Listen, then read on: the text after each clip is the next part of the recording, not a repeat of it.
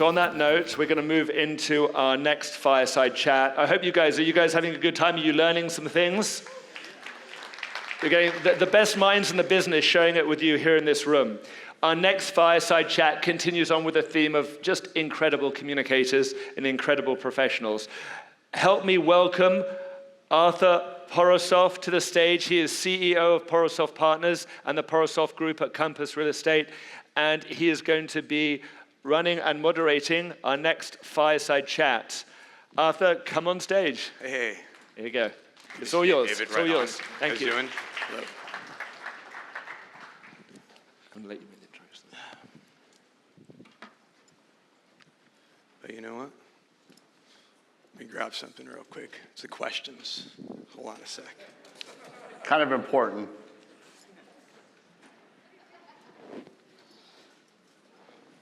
I want to thank my assistant for putting this together for me last minute. Thank you so much, Logan.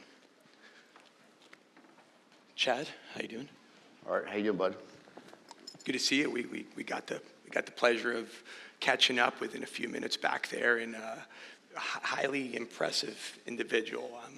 I'm honored to be here today to be able to kick back and do a fireside chat with Chad. So thank you so much for. I love that, brother. Thank you. Right on.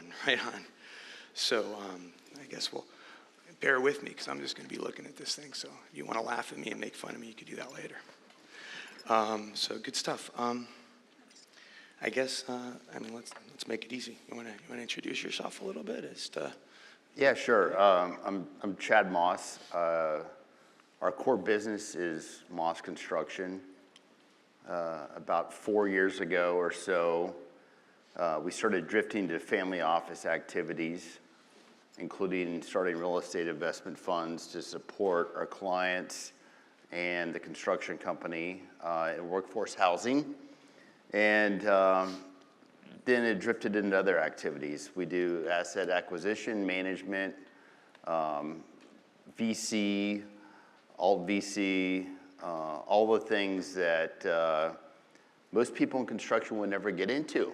So it's been exciting. It's been fun. It's exhilarating. I never thought that I would be here, but I'm glad I am. And by the way, I'm a grad from FIU, 94, a proud Panther, paws up. And I owe much of my success to this university.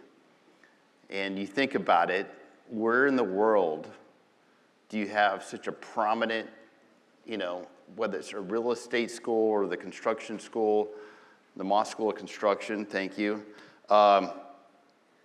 in the backyard of one of the largest areas of development. Think about that for a second. There's not a lot of that. And you have such a powerful university supporting such a big industry. Absolutely. No, it's very true, especially with everything that's going on in Miami right now. I was doing some traveling overseas, and every time you tell people you're from Miami, people would go nuts. It's like you're a celebrity just because you're from Miami. So it's pretty funny. It's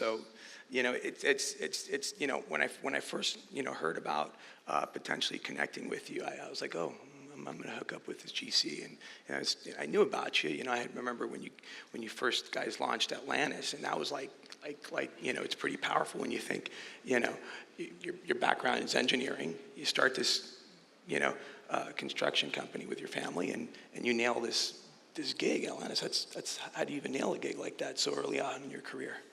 What's the question? The Atlantis project of your first project. Oh yeah, coming out of the gates as an entrepreneur. Am I talking too low? I apologize. Yeah, no. So I graduated from FIU in '94. My first job out of school was Atlantis in the Bahamas as a project manager, and it was the wild, wild west. I lived on property for a year. All the water features and everything you see, we built, and that's when I truly felt like I belonged to something that, and even before that, my summer jobs were carpentry and all the things that got me to where I'm at to make the things in the classroom add up.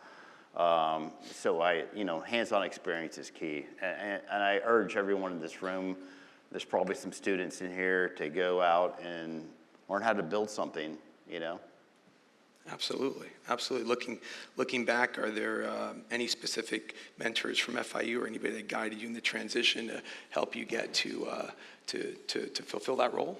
I mean, Jose Matrani was one of my professors. Jack Dye, at the time, was the director of the School of Construction, a combat vet in Vietnam.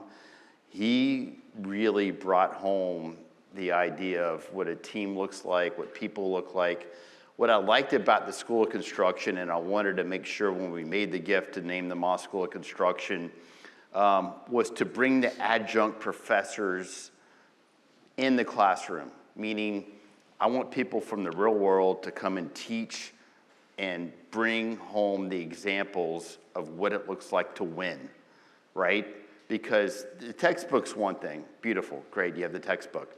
But to have the real world examples, from bridge builders to, high-rise builders to people that have actually been on the job sites to do the thing, that was the most meaningful impact on my career from FIU.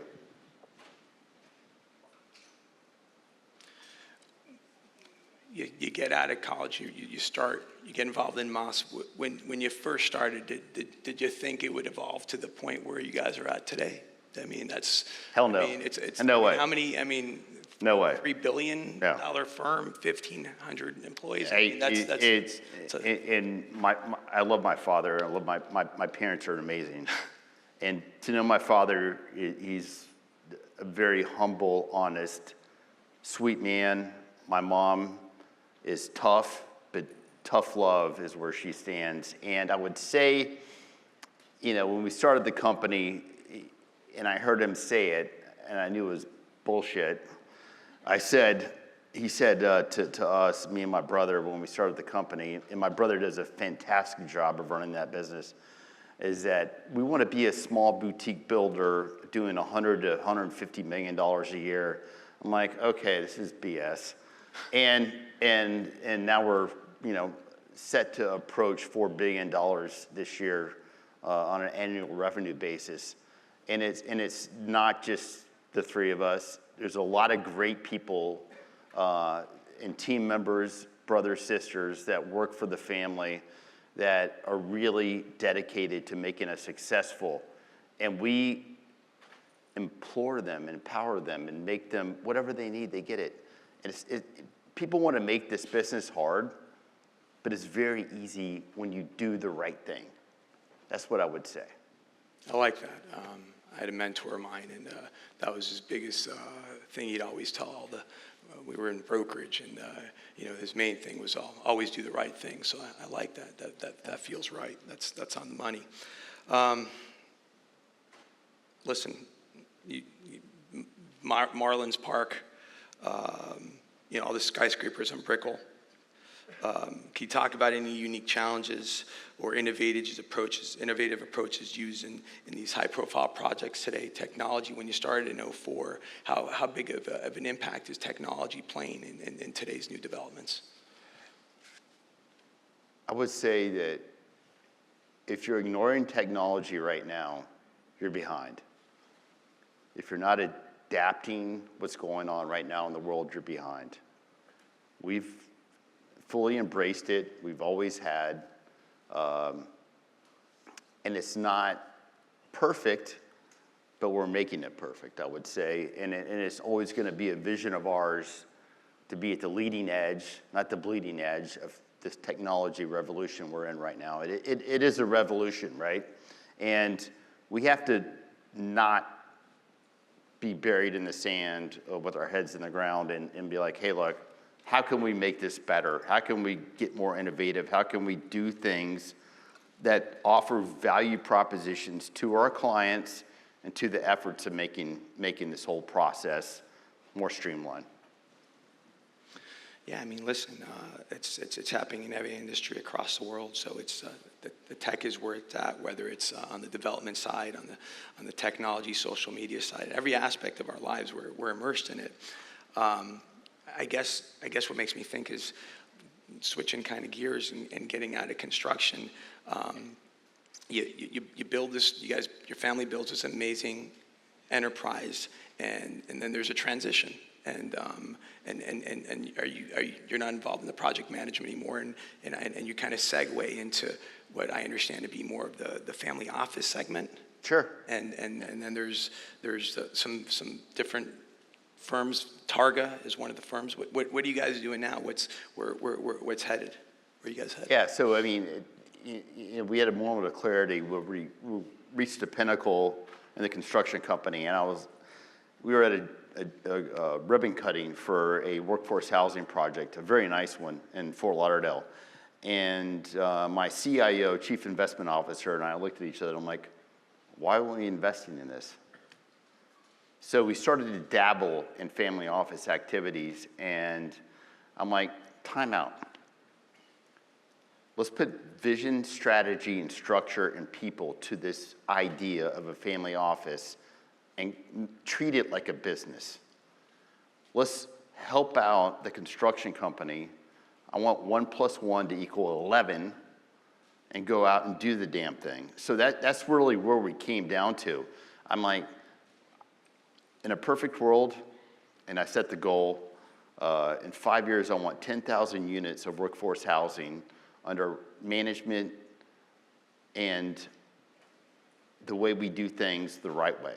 That's how I felt about it. Interesting. So I guess, when we were talking backstage and you're like, we have this great driver of revenue. You have Moss Construction. And then I said, so are you building these things yourself? Are you the GP? I mean, how are you structuring? And I was actually kind of surprised. He said, no, not at all. On the contrary, we're just LPs. We're just looking for great partners. So any great partners? I mean, you guys team up with a lot of the local firms down here in South Florida, and is it just happening in South Florida, Texas? If there's one thing anyone gets out of this conversation is that you always want to be culturally aligned with your partners. People make the difference. And through the funnel of the construction company, we were able to segregate the workforce housing opportunities out. A lot of those opportunities were great, but at the end of the day, who's your partner? Who are you going to deal with? Who are you going to work with? Currently in the family office, we don't have the bandwidth to develop project by project individually, but if we tether to somebody that we support, that we know that they have experience and a track record that are financeable, especially in this financial environment, we want to do that. I mean, that's the main thing. We want to win. We want our partners to win. We want the construction company to win. We want to move on to the next one. Wash, rinse, repeat. Not a hard thing to digest. And if we're in the weeds on any individual project, we're losing. However, if we go in as LP and not compete against our GP partners or general partners and sponsors of a project, we're winning. So that's kind of the philosophy that we adopted. No, that makes a lot of sense. It's pretty unique. I haven't really heard too many other family offices just take that approach. A lot of times they want to control the project, be a GP, make fees, revenue, generate revenue through those formats, and so that's a pretty selfless approach. That's actually pretty impressive. I know, and along with the family office, there's a lot of great things going on, but when I started reading a little bit about you, I was intrigued. I actually, you segue not only from construction, but family office development, and then you kind of got involved in a little bit of crypto. Tell us a little bit about that. That's kind of fun. So before the ETFs came out for cryptocurrency, again, we handle all so we get the money from the construction company. The family office distributes that through an array of investments. We decided to start a cryptocurrency fund, and before the ETFs came out, it seemed like a great idea, and we did that, and we're doing well with that. now that the ETFs are here, it's okay. All funds aren't meant to be forever. I'd just rather go more institutional with that investment. So we're just a little bit of a pivot. That's fine. And you know, we did well with that, but now it's time to move on. So because it was a great idea 2.5 years ago, doesn't necessarily make it a great idea today. So we're gonna do a little pivot on that, but I love the coin. It's doing well today, especially post-election, and we'll see what happens. Do you ever, just out of curiosity, I'm a big fan of the mayor.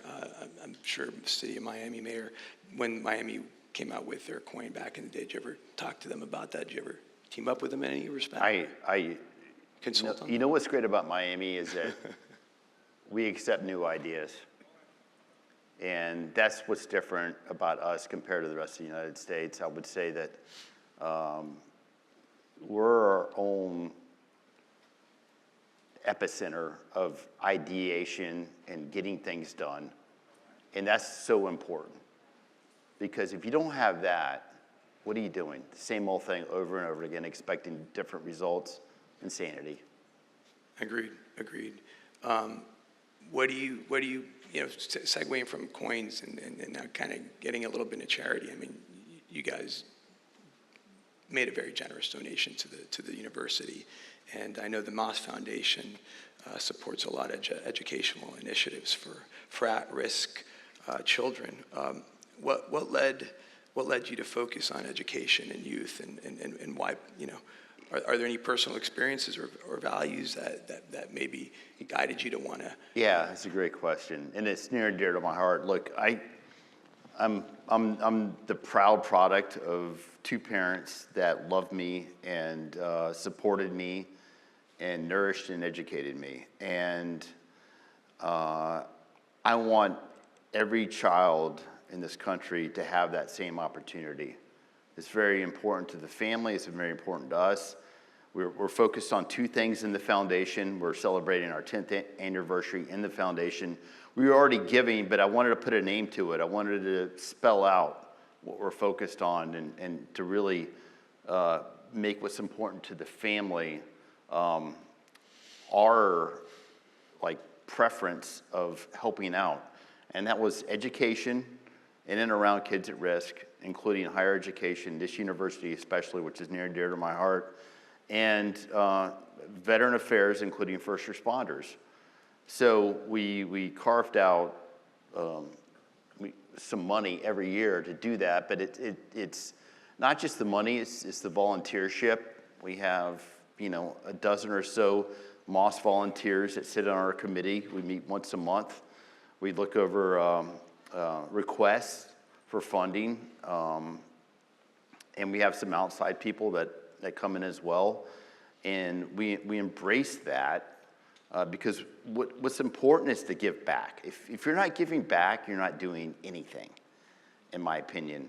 It's great to have all these accolades and the trophies and all that, but give back. And people ask me, what's your favorite project you ever built? I'll tell you what my favorite project I ever built. Easy. When I go to FIU Career Fair and I hire somebody personally and I watch them become a rock star in the organization, that's my favorite project.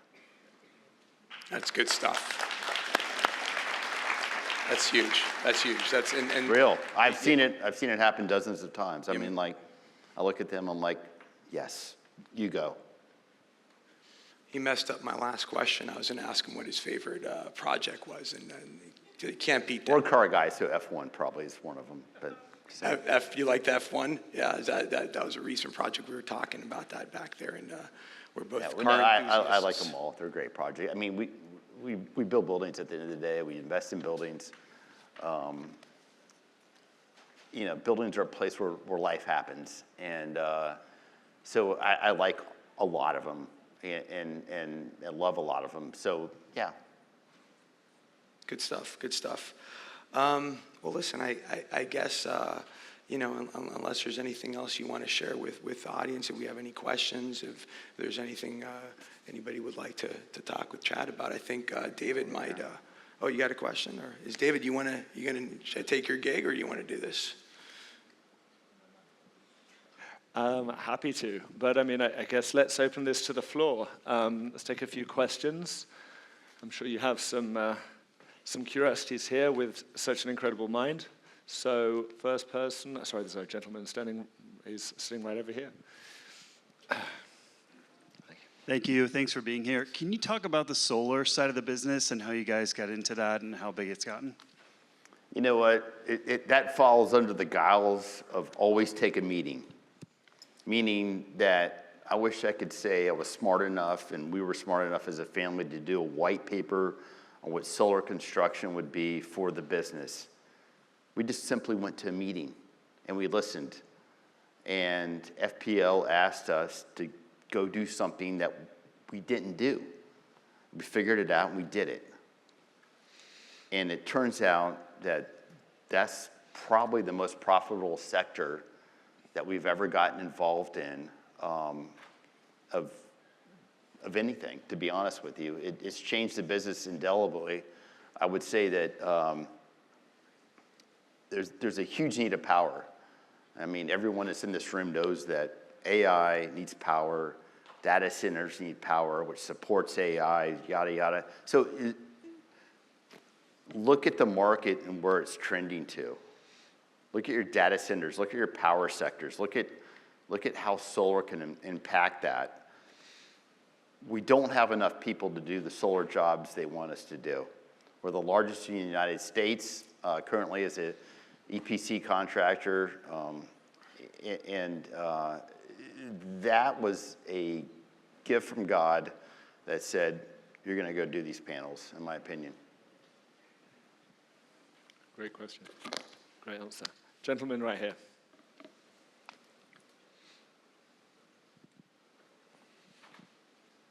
So you kind of touched on AI just now, so I've been wanting to ask this for a while. What are your personal thoughts on AI and how it could be implemented in either real estate, making decisions, or engineering? And you also alluded to how they also need power, such as solar. Is nuclear something that Moss has considered dabbling into, since it's also a huge proponent in powering AI? So in the Moss side, not the family office side, family office, I'd love to invest in nuclear. I think that's the play. Solar's the play. Energy independence is the play for this country, period. As far as AI, it's a tool right now, but it's trending toward the way of life. We're all in the wait-see mode, right? So let's wait and see. I think it needs to be used responsibly, and it needs to be used with care and in a constructive manner. That's what I would say. Perfect. Next question. No more questions? Over here. Thank you. Great panel. Mr. Moss, you've always been so generous with our School of Real Estate. I've heard you speak before, and you mentioned that technology has really helped speed the process of construction, and we do see that. We see projects be completed much faster than in the past. How has technology helped with potentially helping us be more efficient with the expense of construction? We all know that construction is one of the main components when you analyze a development project. So as far as technology, how do you see it helping us with trying to be more efficient with the expense factor? Great question. I'll tell you this categorically. I'm a recovering project manager, okay? So I will say the following. I would say that we developed an AI system that looks at our BIM model, building information modeling, which is you're building the project virtually before you even put a first shovel in the ground. You're looking at all the clash detections, meaning like the interdiscipline, situations you have in a building, where the classic example of a duct hitting a concrete beam, and then you have three guys sitting there looking at that. What do we do now? Because they're not coordinated. So the BIM model figured that out. We have an AI system now that fixes that, gives it to the architect for a blessing, and we go out and build it and prefab that situation before we get there. So a lot of the technology helps us out even before we put the first shovel in the ground. And so that's what we're looking at. It's all about saving time. I mean, with interest rates the way they are, yada, yada, you need to have something, an advantage, and a competitive tool to go out and build these buildings quicker. I mean, that's all it comes down to, speed. And it's not just working overtime, it's like being smarter about working overtime. Fantastic insights. Any more questions? I think. Ellie.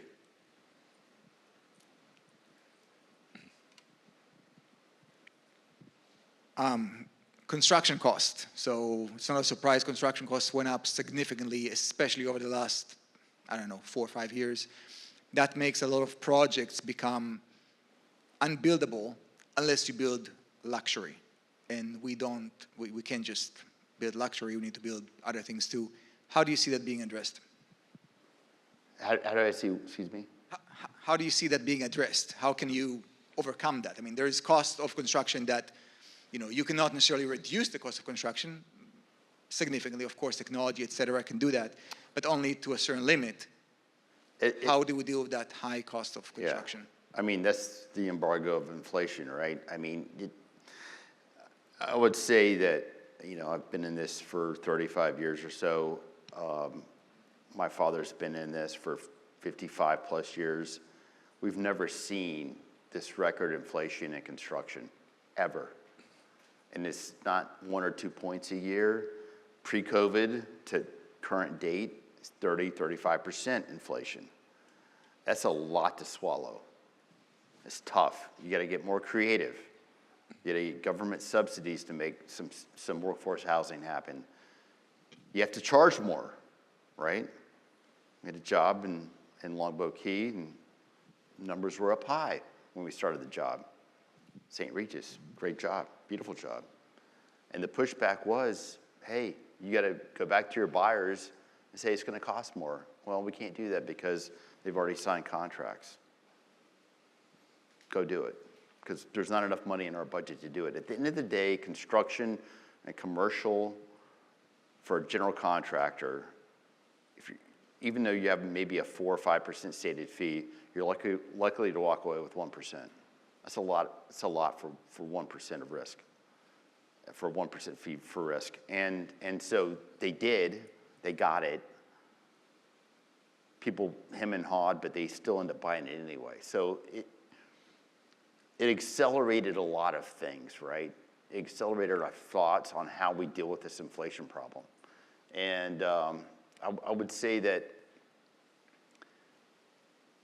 most people that are in this business got flushed out because they don't have a track record of getting a job done. The banks look at us differently. Everyone looks at us differently. But the one-off guy or lady that tries to do this is tough for them right now. And this is not a sport you do on your own. One more question, lady over here. Thank you.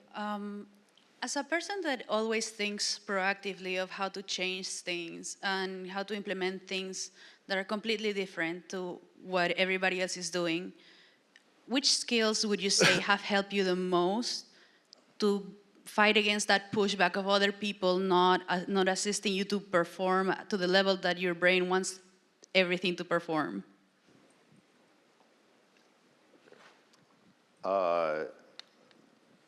So great book, Strength Finders. I recommend it. It's a 30-minute test that identifies your top 5 strengths. We implore that in the entire company. We have everyone charted out. There's 36 strengths, so we know what everyone's strengths are. And it's not about focusing on their weaknesses. It's more of how do we leverage each other's strengths. And for me, one of my strengths is adaptability. To do what I do now and not stay so rigid, I have to be adaptable.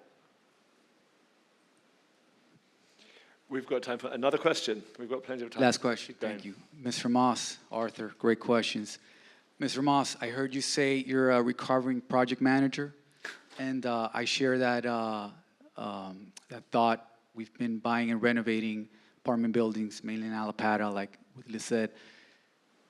How in God's green earth do you manage, or any tips or insight of managing GCs like yourself and subcontractors that make projects more expensive, change orders, this, that, and don't execute on the vision on time and on budget?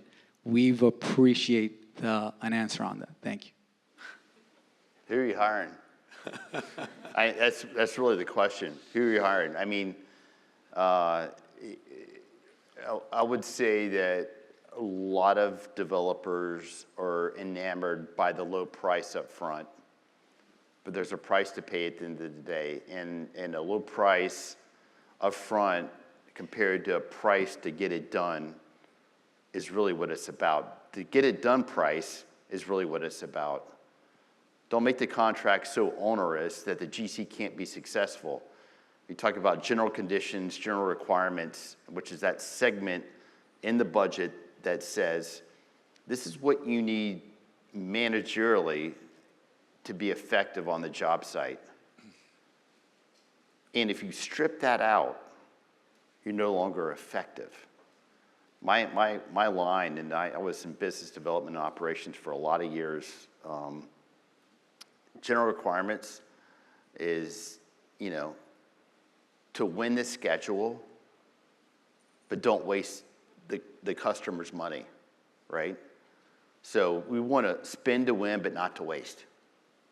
So you want to make sure you're interviewing as a developer, your general superintendent that you're hiring with that general contractor, your PX, your project executive, and understanding their DNA and their culture and their style before you put them out on your job site to make you successful. What does it take to win the schedule?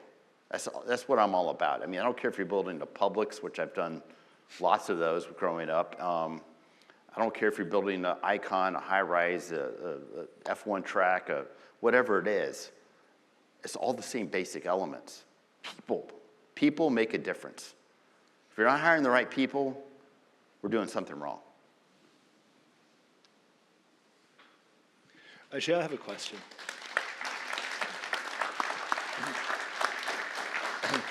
I'd actually love to chime in, and I have a question myself up here because I'm dying to ask this. Labor challenges. We have obviously labor challenges here across South Florida. And the expectation and the benchmark for luxury has clearly been raised. We can see the appetite for this ultra luxury project. How do we deliver this level of product now, this level of luxury? And how is the labor force adjusting to this?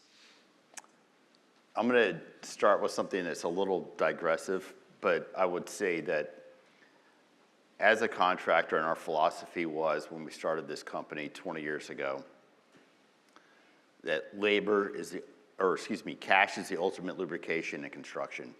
Meaning, if you're not paying the subcontractors and the people that are building your jobs, they're going to venture off and go do something else that makes the payment. So, we need to be more creative politically, I would say. I would love to see us develop a speed lane for people that want to come into this country and do the right thing and go build the jobs we need to get built and check them out. It shouldn't be a 20-year process. It should be a 6 to 12-month process of getting them involved in the United States to have a job, to support their families, and also we need that workforce. That's basically what it comes down to. It's not that. It shouldn't be that hard to do a background check anymore with AI and everything else that's going on. We know who these people are. Get them in here. They can swing a hammer, paint a wall, go do it.